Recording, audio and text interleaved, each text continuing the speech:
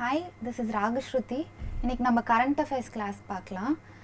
உங்கள் work ஷீட்ஸ்லேருந்து 2 passage நம்ம solve பண்ணலாம் அண்ட் 1 கான்டெம்ப்ரரி இஷ்யூ. இப்போ ப்ரெசென்ட்டாக ஒரு இஷ்யூ போயிட்டுருக்கு, அதை பற்றி நம்ம என்னென்னு பார்க்கலாம். ஸோ இது மூணும் நம்ம இன்னைக்கு டிஸ்கஸ் பண்ணலாம். ஸோ ஃபர்ஸ்ட் நியூஸ் கிளிப் பார்க்கலாம். இது எதை பற்றி பேசுதுன்னா, Pakistan beats India to secure the post of Vice Chair of UNESCO Executive Board. So UNESCO executive போர்டில் வைஸ் சேர்பர்சன் அப்படிங்கிற பதவிக்காக India and Pakistan and other countries also competed. அதில் பாகிஸ்தான் இந்தியாவை தோக்கடிச்சிருச்சு. இதுதான் நியூஸ். இப்போ இந்த நியூஸ் கிளிப் எடுத்துக்கலாம். நீங்கள் ஒரு நியூஸ் பேப்பர் படிக்கிறீங்கன்னா அதில் வர நியூஸில் எந்தெந்த வார்த்தை இம்பார்ட்டண்ட், எதுலேருந்துலாம் குவெஷன் கேட்கலாம், பாசிபிள் குவெஷன்ஸ் எதுலேருந்து வரலாம் அப்படிங்கிற ஒரு ஐடியா உங்களுக்கு கிடைக்கணும். ஸோ அந்த எக்ஸசைஸ் நாம் இன்னைக்கு பார்க்கலாம். இப்போ பாகிஸ்தான், இந்த நியூஸ் கிளிப் எடுத்துக்கலாம். பாகிஸ்தான் இது ஒரு கண்ட்ரி. ஸோ இந்த கண்ட்ரியோட பிரைம் மினிஸ்டர் யாருன்னு கேட்கலாம், இல்லை இந்த கண்ட்ரியோட கேபிட்டல் என்னன்னு கேட்கலாம், ஒரு இந்த கண்ட்ரியில் ப்ரெசென்ட்டில் ஏதாவது ஒரு இஷ்யூ போயிட்டுருக்கு அப்படின்னா அது ரிலேட்டடாக ஏதாவது ஒரு குவெஷன் வரலாம். So Pakistan and UNESCO.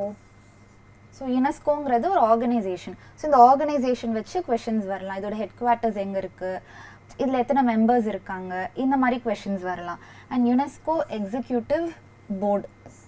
So இதுதான் நியூஸே. ஸோ யுனெஸ்கோ எக்ஸிக்யூட்டிவ் போர்ட்லேருந்து அது வச்சு ஏதாவது குவெஷன்ஸ் கேட்கலாம். அண்ட் இங்கே பார்த்தீங்கன்னா மினிஸ்ட்ரி.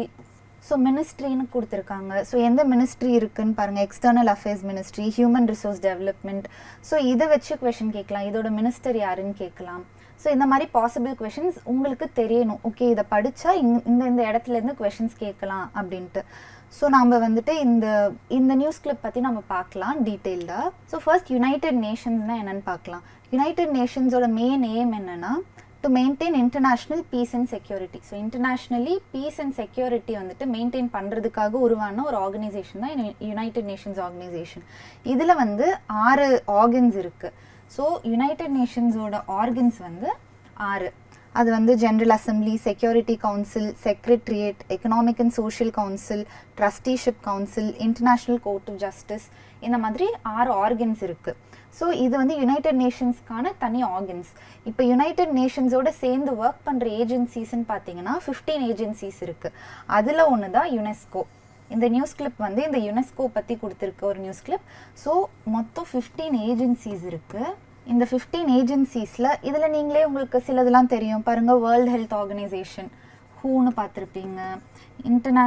வேர்ல்டு மீட்ரோலாஜிக்கல் ஆர்கனைசேஷன், நம்ம குளோபல் கிளைமேட் பற்றி இவங்க ஃபோக்கஸ்ட் பண்ணுவாங்க. யூனிசெஃப் நீங்கள் கேள்விப்பட்டிருப்பீங்க. ஸோ இந்த மாதிரி சிலதெல்லாம் நீங்கள் ஆல்ரெடி கேள்விப்பட்டிருப்பீங்க. எஃப்ஏஓங்கிறது கேள்விப்பட்டிருப்பீங்க. யுனெஸ்கோ ஆல்சோ நம்ம கேள்விப்பட்டிருப்போம். ஸோ இதெல்லாம் ஏஜென்சிஸ். இவங்கெல்லாம் சேர்ந்து யுனைடெட் நேஷன்ஸ் கூட ஒர்க் பண்ணுவாங்க அண்ட் ஒரு அக்ரிமெண்ட் சைன் பண்ணிடுவாங்க யுனைடெட் நேஷன்ஸ் கூட. அண்ட் அதுக்கப்புறம் சேர்ந்து ஒர்க் பண்ணுற ஏஜென்சிஸ். இப்போ அந்த 15 ஏஜென்சிஸில் யுனெஸ்கோங்கிறது ஒரு specialised agency of united nations. இப்போ யுனெஸ்கோட full form united nations educational, scientific and cultural organisation. இது நம்ம பார்த்த மாதிரி it is an agency of united nations. இதோட மெயின் எய்ம் என்னன்னு பார்த்தீங்கன்னா, எஜுகேஷன், சயின்ஸ் அண்ட் கல்ச்சர் இது மூணுத்தையும் வச்சு இன்டர்நேஷ்னல் லெவலில் பீஸ் பில்ட் பண்ணுறது தான் இதோட main aim. So peace build பண்ணணும். எது மூலியமாக பண்ணலான்னா, ஃபர்ஸ்ட் எஜுகேட் பண்ணணும், அதுக்கப்புறம் சயின்ஸ் வச்சு பீஸ் பில்ட் பண்ணலாம், அண்ட் கல்ச்சர் வச்சு பீஸ் பில்ட் பண்ணலாம். இதுதான் எங்களோட மெயின் எய்மாக இருக்குது. அண்ட் இதோட ஹெட் குவார்ட்டர்ஸ் எங்கே இருக்குன்னா பாரிஸில் இருக்குது. ஸோ யுனெஸ்கோவோட headquarters is located in Paris. இப்போ இதோட மெம்பர்ஷிப் பார்க்கலாம். யுனெஸ்கோவோட மெம்பர்ஸ் பார்த்தீங்கன்னா 194 மெம்பர் கண்ட்ரீஸ் இருக்காங்க. மெம்பர்ஸ்னாலே கண்ட்ரீஸ். ஸோ எத்தனை கண்ட்ரீஸோட மெம்பர்ஸாக இருக்காங்கன்னா 194. ஸோ கடைசியாக சேர்ந்த மெம்பர் கண்ட்ரி யாருன்னா யூஎஸ்ஏ. யூஎஸ்ஏ ஆல்ரெடி யுனெஸ்கோவில் ஒரு மெம்பராக இருந்தது. ஆனால் 2019 என்னாச்சுன்னா யூஎஸ்ஏவும் இஸ்ரேலும் என்ன பண்ணாங்கன்னா யுனெஸ்கோலேருந்து குவிட் பண்ணிட்டாங்க. எதனாலனா இந்த இஸ்ரேல் பாலஸ்தீன் இஷ்யூ போயிட்டு இருந்தது. அப்போ யுனெஸ்கோ மெம்பர்ஸ் ரொம்ப பயஸ்டாக இருந்தாங்க, ஒரு பார்ஷலாக இருந்தாங்கன்ட்டு தோணுச்சு. ஸோ பாலஸ்தீனுக்கு பார்ஷலாக இருந்தாங்க, அவங்களுக்கு சப்போர்ட்டிவாக இருந்த மாதிரி தோணுனால யூஎஸும் இஸ்ரேலும் யுனெஸ்கோலேருந்து குவிட் பண்ணிட்டாங்க.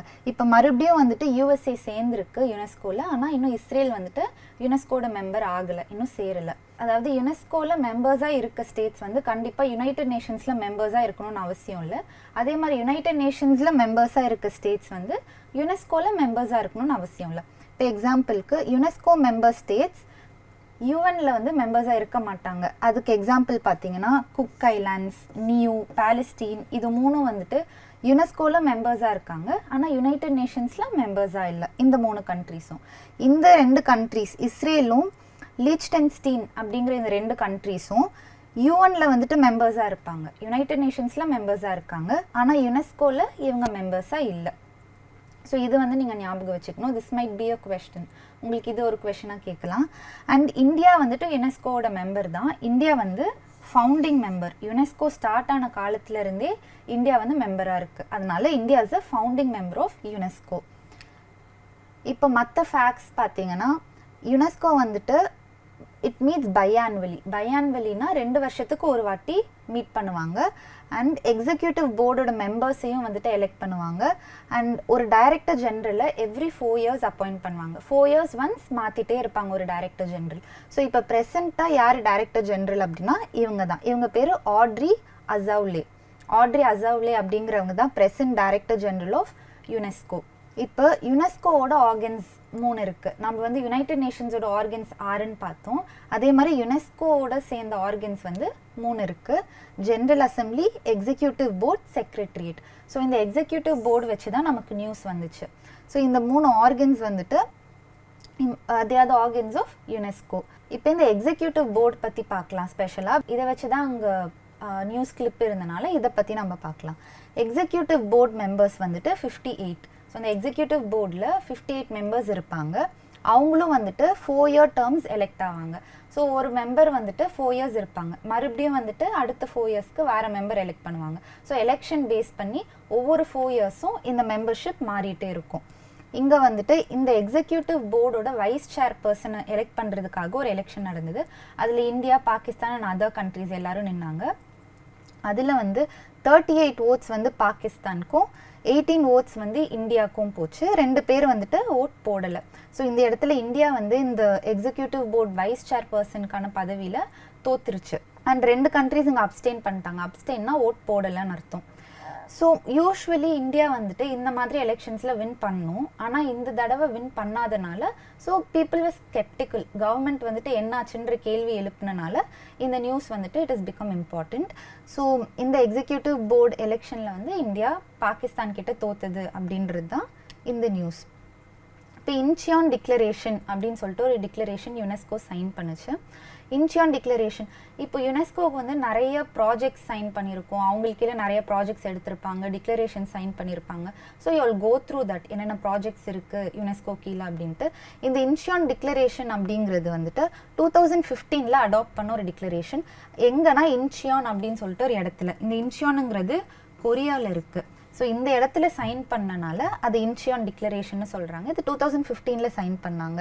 இதோட மெயின் எய்ம் என்னன்னு பார்த்தீங்கன்னா எஜுகேஷனை வந்து ப்ரொமோட் பண்ணணும், டெவலப் பண்ணணும் அப்படின்ட்டு.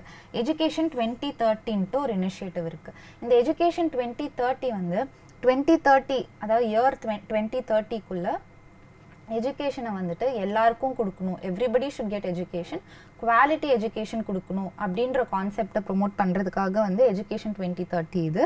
ஸோ இதை வந்துட்டு ஒரு கமிட்மெண்ட்டாக எடுத்து அதுக்காக வந்து இந்த டிக்ளரேஷன் சைன் பண்ணாங்க. லைக் யுனெஸ்கோ கீழே இருக்க கண்ட்ரிஸ் சைன் பண்ண டிக்ளரேஷன் இந்த இன்ச்சியான் டிக்ளரேஷன். எதுக்காகனா எஜுகேஷன் பர்பஸ்க்காக, எஜுகேஷனை டெவலப் பண்ணணும் 2030க்குள்ளே அப்படிங்கிறதுக்காக சைன் பண்ண ஒரு டிக்ளரேஷன் இந்த இன்ச்சியான் டிக்ளரேஷன். இப்போ மினிஸ்ட்ரிஸ், நம்ம அந்த நியூஸ் கிளிப்பில் பார்த்தோம் மினிஸ்ட்ரிஸ் பற்றி இருந்தது.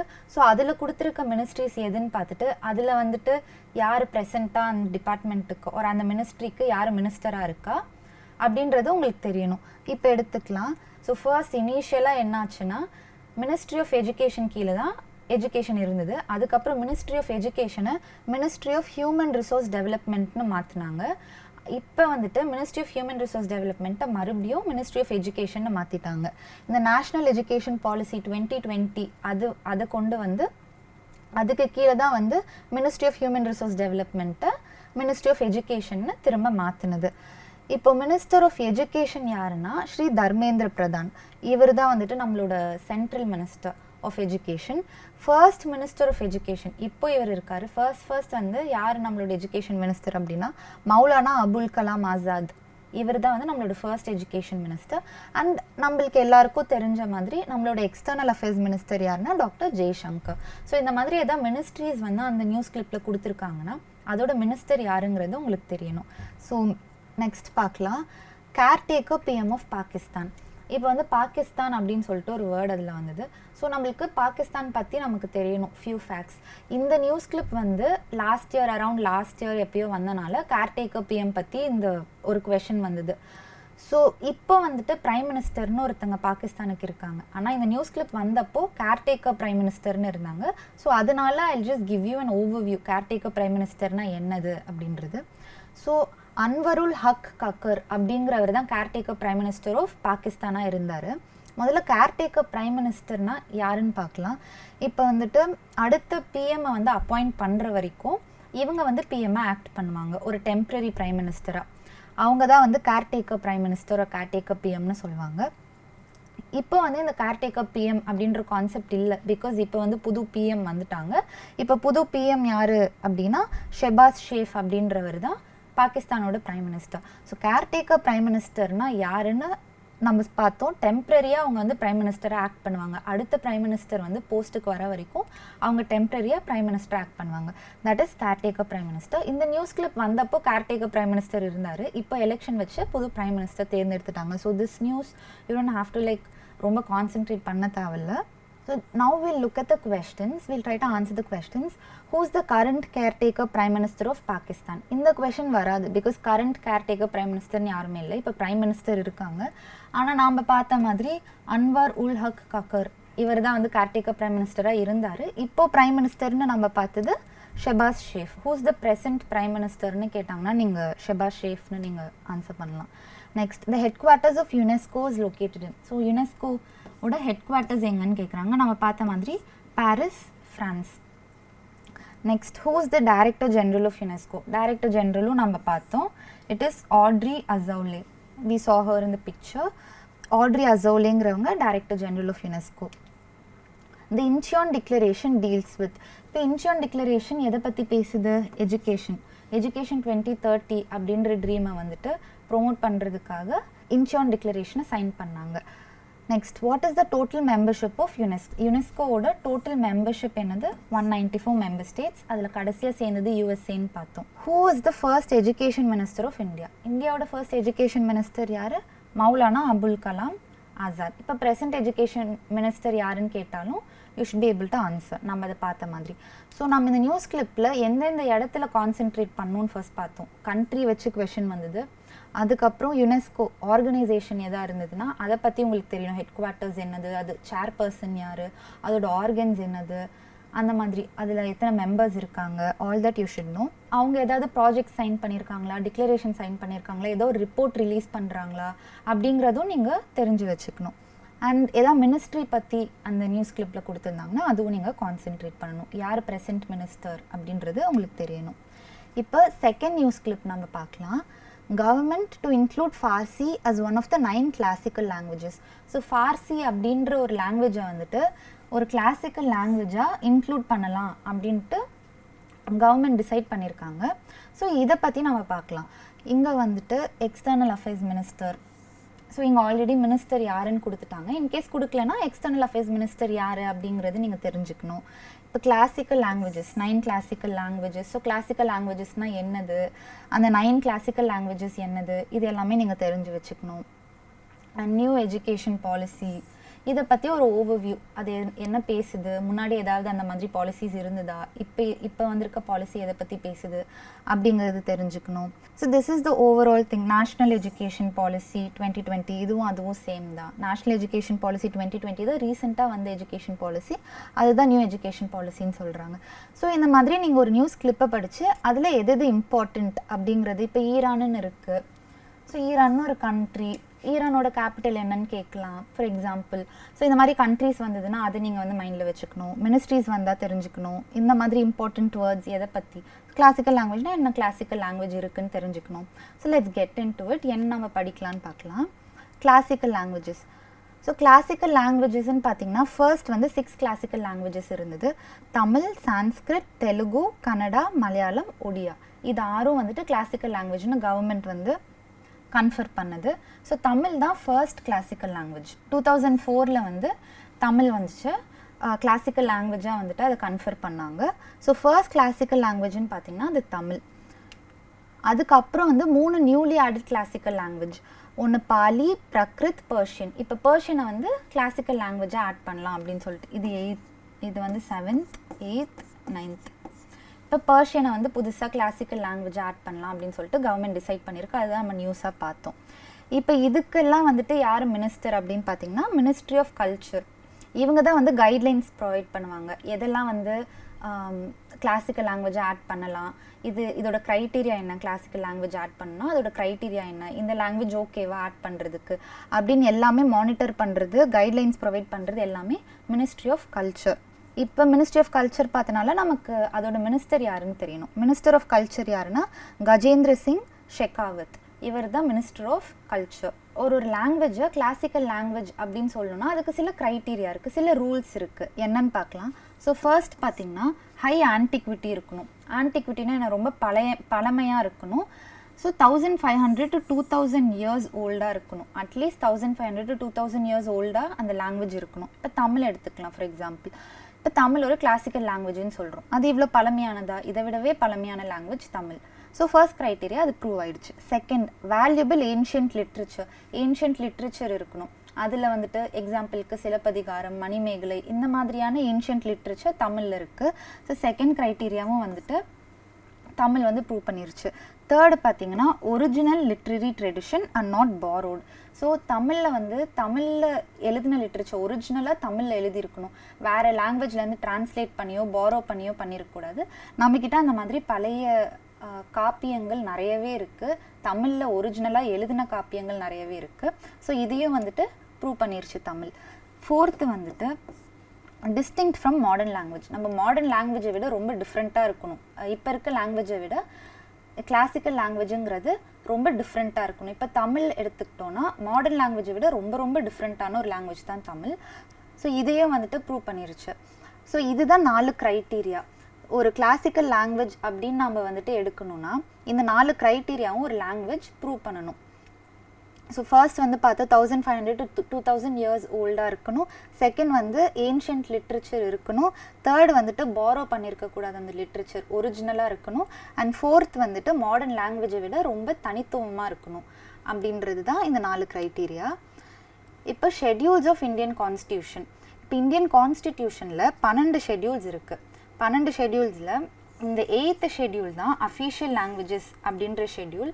அஃபீஷியல் லாங்குவேஜஸ் அப்படின்னா 22 அஃபீஷியல் லாங்குவேஜஸ் இருக்குது. இதில் வந்து தமிழ், மலையாளம், கன்னடா, ஒரியா அப்படின்ட்டு எல்லா லாங்குவேஜும் இதுக்குள்ளே அடங்கும். 22 அஃபீஷியல் லாங்குவேஜஸ் இருக்குது. இந்த கிளாசிக்கல் லாங்குவேஜஸுமே இந்த 8th ஷெட்யூல் கீழே தான் வரும். ஸோ இந்த 8th ஷெட்யூல் கீழே கிளாசிக்கல் லாங்குவேஜும் வரும், அஃபீஷியல் லாங்குவேஜஸும் வரும். இது ரெண்டுமே வரும். ஸோ கிளாசிக்கல் லாங்குவேஜஸ் நம்ம இப்போ பார்த்த மாதிரி 9 அண்ட் அஃபிஷியல் லாங்குவேஜஸ் 22. இந்த ஷெட்யூல்ஸ் ஆஃப் இந்தியன் கான்ஸ்டியூஷன் பார்த்தீங்கன்னா ஒரு ஸ்டேட் எப்படி நடந்துக்கணும், லைக் ஒரு ஸ்டேட் எப்படி ஃபங்க்ஷன் ஆகணும் அப்படிங்கிறத வந்துட்டு இந்த 12 ஷெட்யூலும் பேசும். இப்போ ஷெட்யூல் 1னா ஸ்டேட்ஸு, அதோட நேம், அதோட பவுண்ட்ரி, அண்ட் யூனியன் டெரிட்டரிஸ், அதோட நேம், அதோட பவுண்ட்ரி, இந்த டீட்டெயில்ஸ்லாம் பேசும். இப்போ வந்துட்டு 11 எடுத்துக்கிறீங்க அப்படின்னா பஞ்சாயத்து பற்றி பேசும், பஞ்சாயத்து எப்படி கவர்ன் பண்ணணும், எதெல்லாம் வந்து பஞ்சாயத்து கீழே வரும் அப்படின்றது. ஷெட்யூல் 12 வந்துட்டு முனிசிபாலிட்டிஸ் பற்றி பேசும். இப்போது ஷெட்யூல் 4 வந்துட்டு ராஜ்யசபா எம்பிஸ் அவங்களோட எலெக்ஷன் பற்றி பேசும். அண்ட் யூனியன் டெரிட்டரி ஸ்டேட்ஸில் அதை எவ்வளோ சீட்ஸ் வந்து அவங்களுக்கு ஒதுக்கலாம் அப்படின்றத பற்றி இந்த ஷெட்யூல் பேசும். ஸோ ஒவ்வொரு schedule talks about different functions, எந்த மாதிரி ஒரு ஸ்டேட்டை கவர்ன் பண்ணலாம், எப்படி ஃபங்க்ஷன் பண்ணலான்றதை பற்றி. அதில் வந்து ஷெட்யூல் 8 வந்து அஃபீஷியல் லாங்குவேஜஸ். ஒரு லாங்குவேஜ்னு இருந்தால் தானே ஒரு ஸ்டேட்டை வந்து கவர்ன் பண்ண முடியும். அந்த மாதிரி 22 அஃபீஷியல் லாங்குவேஜஸ் இருக்குது. இதிலே வந்துட்டு கிளாசிக்கல் லாங்குவேஜஸும் ஷெட்யூல் 8 கீழே தான் வரும். இப்போ national education policy 2020. National education policy பற்றி ஒரு குட்டி ஓவர்வியூ மட்டும் பார்க்கலாம். இதோட மெயின் எய்ம் என்னென்னா இந்தியாவை ஒரு குளோபல் நாலேஜ் சூப்பர் பவராக ஆக்கணும் அப்படிங்கிறது தான் இதோட மெயின் எய்ம். இதுக்கு முன்னாடி வந்துட்டு 2 நெப்ஸ் வந்தது. நெப்னா வந்து நேஷ்னல் எஜுகேஷன் பாலிசியை தான் ஷார்ட் ஃபார்மாக நெப்புன்னு சொல்லுவாங்க. இதுக்கு முன்னாடி 2 நெப்ஸ் வந்துச்சு. ஒன்று 1968, அது வந்து இந்திரா காந்தி கவர்மெண்ட் அந்த டைமில் வந்தது. 1986 அடுத்தது வந்து ராஜீவ் காந்தி கவர்மெண்ட்டில். அடுத்து இப்போது வந்துட்டு இந்த கவர்மெண்ட்டில் அடுத்து 3rd நேஷ்னல் எஜுகேஷன் பாலிசி, அதாவது நியூ எஜுகேஷன் பாலிசி இப்போ வந்தது. இப்போ ஃபர்ஸ்ட் இந்த 1968 இந்திரா காந்தி பீரியடில் வந்த நெப் பற்றி பார்க்கலாம். இது வந்து கொத்தாரி கமிஷன் அப்படின்ற ஒரு கமிஷனோட ரெக்கமெண்டேஷன் மூலியமாக தான் இந்த நேஷ்னல் எஜுகேஷன் பாலிசின்னு ஒன்று க்ரியேட் பண்ணாங்க. இந்த கொத்தாரி கமிஷனை நேஷ்னல் எஜுகேஷன் கமிஷன் அப்படின்னும் சொல்லுவாங்க. ஸோ இது இந்திரா காந்தி பீரியடில் கொத்தாரி கமிஷன் ஒன்று கான்ஸ்டியூட் பண்ணி எந்த மாதிரி எஜுகேஷனை இம்ப்ரூவ் பண்ணலாம் இந்தியாவில் அப்படின்றதுக்காக ஒரு கமிஷனை ஸ்டார்ட் பண்ணாங்க. இந்த கமிஷன் வந்து கொடுத்த இம்பார்ட்டண்ட்டான ஒரு ரெக்கமெண்டேஷன் என்னதுன்னு பார்க்கலாம். இது நிறைய ரெக்கமெண்டேஷன்ஸ் கொடுத்துருக்கு. பட் ஒன் இம்பார்ட்டண்ட் ரெக்கமெண்டேஷன் இப்போது ப்ரெசென்ட்டில் யூஸில் இருக்கிற ஒரு ரெக்கமெண்டேஷன் என்னென்னா, compulsory and free education to all அப்படின்னு. எல்லா கிளாஸ்க்கும் எல்லா பசங்களுக்கும் கம்பல்சரி எஜுகேஷன் இருக்கணும் அண்ட் ஃப்ரீ எஜுகேஷன் கொடுக்கணும் அப்படின்ட்டு இந்த கொத்தாரி கமிஷன் ரெக்கமெண்ட் பண்ணுச்சு. இப்போது வந்துட்டு நம்ம 6 to 14 years ஆஃப் ஏஜில் இருக்க ஸ்டூடெண்ட்ஸ் ஒரு குழந்தைங்களுக்கு மட்டும்தான் கம்பல்சரி அண்ட் ஃப்ரீ எஜுகேஷன் கொடுத்துட்ருக்கோம். ஸோ இந்த ரெக்கமெண்டேஷனை நம்ம ஃபாலோ பண்ணுறோம். அண்ட் இது ஒரு ஃபண்டமெண்டல் ரைட், ஆர்டிகல் 21A அதுலேயும் வந்துட்டு இதை போட்டிருக்காங்க. 6 to 14 years ஆஃப் ஏஜில் இருக்க ஸ்டூடெண்ட்ஸ்க்கு கண்டிப்பாக அவங்களுக்கு கம்பல்சரி அண்ட் ஃப்ரீ எஜுகேஷன் கொடுக்கணும். ஸோ இந்த ப்ரொவிஷன் வந்துட்டு இந்த கொத்தாரி கமிஷனோட ரெக்கமெண்டேஷனில் இருந்து தான் நம்ம எடுத்த ஒன்று. ஸோ இதுதான் அபவுட் நேஷ்னல் எஜுகேஷன் பாலிசி, ஒரு குட்டி overview. You can read about it in detail if you want. இப்போ நம்ம வந்து கொஷின் சால்வ் பண்ண பார்க்கலாம். Which language is generally considered as the first classical language of India? So first classical languageனா நம்ம பார்த்தோம், தமிழ்னு பார்த்தோம். ஸோ மொத்தம் எத்தனை கிளாசிக்கல் லாங்குவேஜ் இருக்குன்னு கேட்டாங்கன்னா 9 கிளாசிக்கல் லாங்குவேஜஸ். இப்போ புதுசாக எதை வந்துட்டு ஆட் பண்ணியிருக்காங்க கிளாசிக்கல் லாங்குவேஜ்னா பர்ஷியன் ஆர் ஃபார்சி.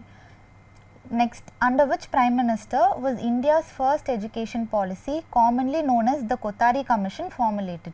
So, எந்த Prime Minister கீழே first education policy கொண்டு வந்தாங்க, இந்த கொத்தாரி கமிஷனோட ரெக்கமெண்டேஷனில் யார் வந்துட்டு கொண்டு வந்தாங்க அப்படின்னு நாம் இங்கே பார்த்தோம். ஸோ ஃபர்ஸ்ட் நெப் 1968 வந்தது. அது வந்து இந்திரா காந்தி கவர்மெண்ட் கீழே எடுத்துகிட்டு வந்தாங்க. ஸோ இதுக்கு ஆன்சர் வந்து இந்திரா காந்தி.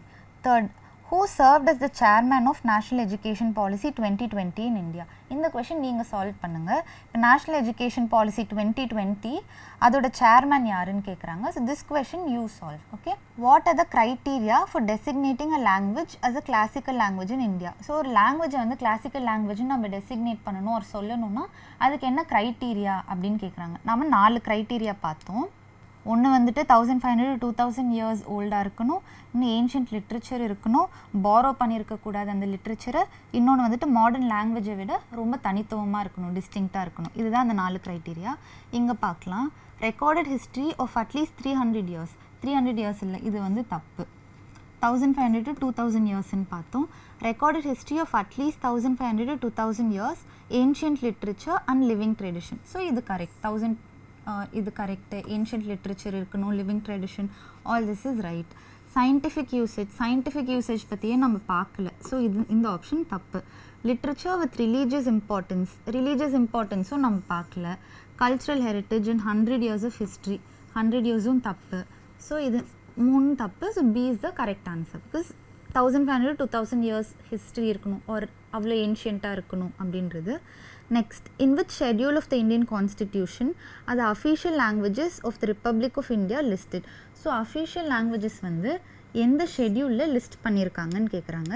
ஸோ நம்ம இதை பார்த்தோம். ஷெட்யூல் 8 வந்து அஃபிஷியல் லாங்குவேஜஸ் லிஸ்ட் பண்ணியிருக்காங்க. அண்ட் இதே ஷெட்யூல் 8 தான் கிளாசிக்கல் லாங்குவேஜஸும் லிஸ்ட் பண்ணியிருக்காங்க. ஸோ கிளாசிக்கல் லாங்குவேஜஸ் மொத்தம் 9, அஃபிஷியல் லாங்குவேஜஸ் மொத்தம் 22. நெக்ஸ்ட், இதுக்கு ஆன்சர் வந்து 8th schedule. Next question, who currently serves as the Union Minister of Culture in India? So இந்த 4 ஆப்ஷனுமே தப்பு. ஏன்னா இது வந்து இந்த கிளிப்பிங் ஒரு இந்த கொஷின்ஸ்லாம் எடுத்தது எலெக்ஷனுக்கு முன்னாடி. இப்போ எலெக்ஷன் வச்சு புதுசாக வந்துட்டு எல்லாமே மாறிடுச்சு. ஸோ இப்போ இருக்க மினிஸ்டர் ஆஃப் கல்ச்சர் நம்ம பார்த்தோம். Minister of culture Gajendra Singh Shekhawat அப்படின்னு நம்ம பார்த்தோம். ஆனால் முன்னாடி யார் வந்துட்டு மினிஸ்டர் ஆஃப் கல்ச்சராக இருந்தாங்கன்னா இது கிஷன் ரெட்டி இருந்தார். இப்போ இவர் minister of coals and mines. Minister of coals and mines யாருன்னா அது கிஷன் ரெட்டி. ஆனால் முன்னாடி கிஷன் ரெட்டி தான் வந்துட்டு யூனியன் மினிஸ்டர் ஆஃப் கல்ச்சராக இருந்தார். இப்போ நமக்கு தெரிஞ்ச மாதிரி இட் இஸ் மிஸ்டர் ஷெகாவத். அவர் தான் வந்துட்டு யூனியன் மினிஸ்டர் ஆஃப் கல்ச்சராக இருக்கார். ஸோ இப்போ வந்து இந்த கொஷின்ஸ்லாம் சால்வ் பண்ணியாச்சு. அண்ட் எந்தெந்த இடத்துலேருந்து நம்ம இம்பார்ட்டண்ட்டாக ஃபோக்கஸ் பண்ணணுங்கிறது உங்களுக்கு தெரியும். இப்போ வந்து ஒரு கான்டெம்ப்ரரி இஷ்யூ பார்க்கலாம். இப்போ ப்ரெசென்ட்டில் இன்றைக்கி இப்போது நடந்துகிட்ருக்க ஒரு இஷ்யூ நம்ம பார்க்கலாம். அது பங்களாதேஷில் இருக்க பொலிட்டிக்கல் க்ரைசிஸ். ஸோ பங்களாதேஷில் பெரிய வந்துட்டு ரிவோல்ட் நடந்துகிட்ருக்கு. அது எதனால், ஏன் இது நியூஸில் இருக்குதுன்னு பார்க்கலாம். சிச்சுவேஷன் இன் பங்களாதேஷில் இருக்க சிச்சுவேஷன் பார்க்கலாம். ஷேக் ஹசீனா அப்படிங்கிறவங்க தான் பங்களாதேஷோட ப்ரைம் மினிஸ்டர். ஸோ அவங்க வந்து பங்களாதேஷ் விட்டு போயிட்டாங்க. டாக்கா அப்படிங்கிறது பங்களாதேஷோட கேபிட்டல். ஸோ டாக்கா விட்டு அவங்க கிளம்பிட்டாங்க. அண்ட் அதை கிளம்பிட்டாங்கன்னா என்னை ரிசைன் பண்ணிவிட்டு கிளம்பிட்டாங்க. அண்ட் அது இந்தியாவை எந்த விதத்தில் இம்பேக்ட் பண்ணுது அப்படின்றதையும் பார்க்கலாம். நெக்ஸ்ட் இந்தியா வந்து இந்த க்ரைசிஸில் இந்தியாவோட ஸ்டாண்ட் என்ன, இந்தியா என்ன சொல்லுது அப்படின்றதையும் பார்க்கலாம். And will conclude it. Okay. So first thing, why in news, இது ஏன் நியூஸில் வந்திருக்கு அப்படின்னா, இப்போ ஷேக் ஹசீனா அப்படிங்கிறவங்க இவங்க வந்து பங்களாதேஷோட ப்ரைம் மினிஸ்டர். இப்போ ஒரு பெரிய வயலண்ட் ப்ரொட்டெஸ்ட் பங்களாதேஷில் போயிட்டுருக்கு. எல்லோரும் வந்துட்டு என்ன பண்ணுறாங்கன்னா, இவங்க ப்ரைம் மினிஸ்டராக இருக்கக்கூடாது, அவங்கள ரிசைன் பண்ண சொல்லுங்கள் அப்படின்னு சொல்லிட்டு ஒரு பெரிய ப்ரொட்டெஸ்ட் போயிட்டு இருந்துச்சு. அதனால் இவங்க என்ன பண்ணிட்டாங்கன்னா, ரிசைன் பண்ணிவிட்டு ஷி ஹஸ் ஃப்ளெட் டு இந்தியாவுக்கு ஓடி வந்துட்டாங்க. ஸோ இதுதான் வந்து நியூஸில் போயிட்டுருக்கிறது இதுதான். So you can see the revolts and burning of buildings and buses and everything. So இவங்க தான் வந்து ரிசைன் பண்ணிட்டாங்க. இப்போ வந்து பங்களாதேஷ் ஆர்மி வந்து கவர்மெண்ட்டை டேக் ஓவர் பண்ணிருச்சு. ஸோ அவங்க வந்து ஒரு இன்டரிம் கவர்மெண்ட் ஃபார்ம் பண்ணுறாங்க. பங்களாதேஷ் ஆர்மி இப்போ இன்டரிம் கவர்மெண்ட் ஃபார்ம் பண்ணுறாங்க. இன்டரிம் கவர்மெண்ட்னா அடுத்த கவர்மெண்ட் வர வரைக்கும் இப்போ ஆர்மி வந்துட்டு கவர்மெண்ட்டை ஆக்ட் பண்ணும். ஸோ இப்போ பங்களாதேஷில் வந்து ஆர்மி கவர்மெண்ட் தான் நடந்துகிட்ருக்கு, army rule. And she has resigned now. இப்போ சிச்சுவேஷன் இன் பங்களாதேஷ், எதனால இந்த ப்ரொட்டெஸ்ட், ஏன் எல்லாருமே ப்ரொட்டெஸ்ட் பண்ணுறாங்க அப்படின்னு பார்க்கலாம். இதோட பேக்ரவுண்ட் பார்க்கலாம். ஒரு ஜாப் கோட்டா சிஸ்டம் இது இருக்கக்கூடாது அப்படிங்கிறதுக்காக நிறைய பேர் ப்ரொட்டெஸ்ட் வந்து ஒரு மாதம் முன்னாடியே ஆரம்பித்தாங்க. அது என்ன ஜாப் கோட்டா சிஸ்டம் அப்படின்னா, 30% ஆஃப் கோட்டா வந்து கவர்மெண்ட் எம்ப்ளாய்மெண்ட்டில் 30% ரிசர்வேஷன் பண்ணியிருக்காங்க. இந்த ஷேக் ஹசீனாங்கிறவங்க வந்துட்டு 30% ரிசர்வேஷன் கவர்மெண்ட் எம்ப்ளாய்மெண்ட்டில் பண்ணியிருக்காங்க. யாருக்கு அப்படின்னு பார்த்தீங்கன்னா, 1971 பங்களாதேஷ்க்கும் பாகிஸ்தானுக்கும் சண்டை நடந்தது. தட் இஸ் அந்த டைமில் வந்து பாகிஸ்தானோட ஒரு பார்ட்டாக தான் பங்களாதேஷ் இருந்தது. Bangladesh is a part of Pakistan. 1971 தான் பங்களாதேஷ் லிபரேஷன் நடந்துச்சு. பங்களாதேஷ் லிபரேஷன்னா என்னது, பாகிஸ்தான்லேருந்து பங்களாதேஷ் பிரிஞ்சு வந்துச்சு. ஸோ அந்த டைமில் பங்களாதேஷ்காக போராடி இருப்பாங்க இல்லையா, ஃபைட்டர்ஸ் இருந்திருப்பாங்க, ஃப்ரீடம் ஃபைட்டர்ஸ். அவங்களோட சில்ட்ரன் அண்ட் அவங்களோட கிராண்ட் சில்ட்ரன் அவங்களுக்கு 30% ரிசர்வேஷன் கொடுக்குறோம் கவர்மெண்ட் ஜாப்ஸில் அப்படின்னு சொல்லிட்டு ஷேக் ஹசீனா ஒரு ரிசர்வேஷன் பாலிசி அனௌன்ஸ் பண்ணியிருக்காங்க. அதை வந்துட்டு நிறைய பேர் என்ன பண்ணுறாங்க, மோஸ்ட்லி யங்ஸ்டர்ஸ், யூத் இருக்காங்க இல்லையா, எங்களுக்கு இது வேண்டாம், ஆல்ரெடி பங்களாதேஷில் எம்ப்ளாய்மெண்ட் ரொம்ப கம்மியாக இருக்குது, எம்ப்ளாய்மெண்ட் ஆப்பர்ச்சுனிட்டிஸுங்கிறது ரொம்ப குறைவாக இருக்குது, எங்களுக்கு இந்த ரிசர்வேஷன் வேண்டாம் அப்படின்ற மாதிரி ஒரு 1 month முன்னாடி இருந்தே ப்ரொட்டஸ்ட் நடந்துகிட்ருக்கு. ஆனால் ஷேக் ஹசீனா என்ன பண்ணிட்டாங்க, இந்த மாதிரி ப்ரொட்டஸ்ட் பண்ணுறவங்க எல்லாம் ஆன்டி பங்களாதேஷ்க்கு எகெயின்ஸ்டாக இருக்காங்க, இவங்கெல்லாம் டெரரிஸ்ட், இந்த மாதிரி வார்த்தையெல்லாம் யூஸ் பண்ணனால அவங்களுக்கு இன்னும் கோவம் அதிகம் ஆகி ப்ரொட்டஸ்ட் பயங்கர வயலண்ட்டாக போயிடுச்சு. அண்ட் கண்டிப்பாக இவங்க ரிசைன் பண்ணியே ஆகணும், எங்களுக்கு இவங்க ப்ரைம் மினிஸ்டராக வேண்டாம், ரிசைன் பண்ணியே ஆகணும்னு பயங்கர ப்ரொட்டஸ்ட்டு. அதனால என்ன ஆயிடுச்சு, ஹசீனா வந்து ரிசைன் பண்ணிட்டாங்க. ஸோ இவங்க வந்து இந்தியாவுக்கு போயிட்டாங்க, இந்தியாவுக்கு ஓடி வந்துட்டாங்க. And now India is giving her security. திரும்ப இவங்க வந்துட்டு லண்டனுக்கு போகிறாங்கன்ற டாக்ஸ் இருக்குது. இன்னும் இட்ஸ் நாட் ஷோர். ஸோ இப்போதைக்கு அவங்க இந்தியாவில் இருக்காங்க அப்படின்றது. Next, impact on India. So Sheikh Hasina வந்து ரிசைன் பண்ணிட்டாங்க, அதை வந்து எந்த மாதிரி இந்தியாவை அஃபெக்ட் பண்ணும், இம்பேக்ட் பண்ணும் அப்படிங்கிறது பார்க்கலாம். First, India has lost a trusted partner in the region. So Sheikh Hasina அப்படிங்கிறவங்க வந்து இந்தியாவோட ஒரு நல்ல ஃப்ரெண்டாக இருந்தாங்க. இந்தியாவுக்கு நிறைய விஷயங்களில் ஹெல்ப் பண்ணிட்டு இருந்தாங்க. ரொம்ப வருஷமாகவே அவங்க வந்துட்டு ப்ரைம் மினிஸ்டராக இருந்தாங்க. So we had a friendly relationship with Bangladesh. So இப்போ ஒரு ட்ரஸ்டட் பார்ட்னர் வந்துட்டு நமக்கு பங்களாதேஷில் இல்லைங்கிறது வந்துட்டு ஒரு பெரிய இம்பேக்ட் இந்தியாவுக்கு. டெரரிஸ்ட் குரூப்ஸை வந்து கவுண்டர் பண்ணுறதுக்கு, அவங்களுக்கு எகெயின்ஸ்டாக ஃபைட் பண்ணுறதுக்கு பங்களாதேஷ் கூட நம்ம சேர்ந்துருந்தோம். அண்ட் ஆல்சோ நிறைய development projects, construction projects and connectivity projects, roads, rails, bridges, இந்த மாதிரி இந்தியாவுக்கும் பங்களாதேஷ்க்கும் வந்துட்டு நிறைய கனெக்டிவிட்டி ப்ராஜெக்ட்ஸ் பண்ணிகிட்டு இருந்தோம். இன்ஃப்ராஸ்ட்ரக்சர் ப்ராஜெக்ட்ஸ் நம்ம பண்ணி கொடுத்துட்டு இருந்தோம் பங்களாதேஷ்க்கு. அண்ட் எலக்ட்ரிசிட்டி அண்ட் ஃபியூவல் வந்துட்டு இந்தியா அண்ட் பங்களாதேஷ் ஷேர் பண்ணிகிட்ருக்கு. அண்ட் பங்களாதேஷ்க்கு எதாவது ஒன்றுனா ஃபர்ஸ்ட் வந்துட்டு இந்தியா வந்து ரெஸ்பாண்டராக இருக்கும். ஸோ இந்த மாதிரி ஒரு குட் ரிலேஷன்ஷிப் பில்ட் பண்ணி வச்சுருந்தோம். ஆனால் இப்போ வந்து ஷேக் ஹசீனா ரிசைன் பண்ணனால இது ஒரு பெரிய இம்பேக்டாக இருக்கும் இந்தியாவுக்கு. அடுத்து யார் வரப்போகிறாங்கிறது தெரியாது. இந்த அளவுக்கு நம்ம ஃப்ரெண்ட்லியாக பங்களாதேஷ் கூட இருக்க முடியுமாங்கிறதும் நமக்கு தெரியாது. செகண்ட் வந்து ஸ்ட்ராங் சைனா. ஸோ சைனா வந்துட்டு இந்தியா சுற்றி இருக்க கண்ட்ரீஸ் நம்ம பார்க்கலாம். பாகிஸ்தான் நமக்கு தெரியும் இந்தியாவோட ஒரு ரொம்ப unfriendly neighbour. Pakistan and China வந்துட்டு க்ளோஸ் ஃப்ரெண்ட்ஸ். இங்கே நேபாள் பார்க்கலாம். நேபாளும் சைனாவும் க்ளோஸ் ஃப்ரெண்ட்ஸு. நெக்ஸ்ட்டு இங்கே மால்தீவ்ஸும் இப்போ மால்தீவ்ஸ்க்கு வந்திருக்கு கவர்மெண்ட் வந்துட்டு இட் இஸ் ப்ரோ சைனா. சைனாக்கு சப்போர்ட் பண்ணுற ஒரு கவர்மெண்ட் அண்ட் இந்தியாவுக்கு ரொம்ப ஃப்ரெண்ட்லி இல்லாத ஒரு கவர்மெண்ட் தான் இப்போ மால்தீவ்ஸ்க்கு வந்திருக்கு. ஸோ இந்த மாதிரி. நெக்ஸ்ட் ஆப்கானிஸ்தான் பாருங்கள். இங்கே ஆப்கானிஸ்தான் இருக்குது. ஸோ ஆப்கானிஸ்தானில் Taliban rule. So Taliban and China அவங்களும் வந்துட்டு they have friendly relations only. So எங்கே சுற்றி பார்த்தாலுமே அண்ட் இப்போ அடுத்து பங்களாதேஷில் யார் வராங்கன்னு நமக்கு தெரியாது. அவங்க வந்துட்டு சைனா கூட சேர்ந்த ஒரு பார்ட்டியாக கூட இருக்கலாம். லைக் ப்ரோ சைனா பார்ட்டியாக கூட இருக்கலாம். நமக்கு இன்னும் தெரியல அடுத்து யார் வராங்கன்னு. ஸோ எல்லா சைடில் இருந்துமே இந்தியாவுக்கு இப்போ unfriendly neighbours and also very close to சைனாக்கு க்ளோஸான கண்ட்ரீஸ் தான் இப்போ சுற்றி இருக்காங்க. பாகிஸ்தான், ஆப்கானிஸ்தான், நேபாள், இப்போ பங்களாதேஷில் யார் வரான்னு தெரியல, it's very uncertain. Next Maldives. இந்த மாதிரி எங்கே சுற்றினாலுமே சைனாவோட ப்ரெசன்ஸ் நம்மளை சுற்றி எல்லா இடத்துலையுமே இருக்குது. And which is not good for இந்தியாவுக்கு அது ஒரு ப்ராப்ளம் தான்.